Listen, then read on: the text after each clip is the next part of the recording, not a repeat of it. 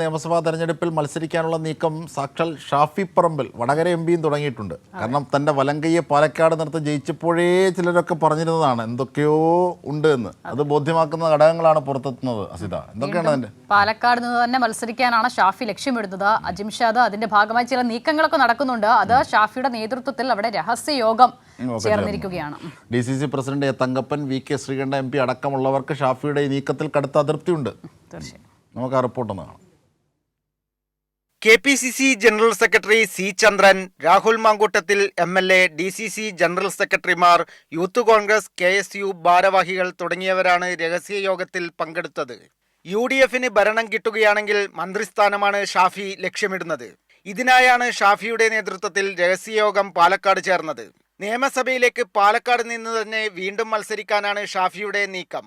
നിലവിൽ Vadakara MPയും KPCC working പ്രസിഡന്റുമാണ് Shafi Parambil. മന്ത്രിയായാൽ കൂടെ നിൽക്കുന്നവർക്ക് നേട്ടമുണ്ടാകുമെന്നും യോഗത്തിൽ ഷാഫി ഉറപ്പു നൽകി. രാഹുൽ മാങ്കൂട്ടത്തിലിന് ജയസാധ്യതയുള്ള സീറ്റ് നൽകുമെന്നാണ് സൂചന. അതേസമയം C ചന്ദ്രനെ DCC പ്രസിഡന്റാക്കാനുള്ള ആലോചനയും യോഗത്തിൽ ഉണ്ടായി. എന്നാൽ VK ശ്രീകണ്ഠൻ MP പാലക്കാട് മുൻ നഗരസഭാ ചെയർമാനായ PV രാജേഷിനായി സമ്മർദ്ദം ചെലുത്തുന്നുണ്ട്.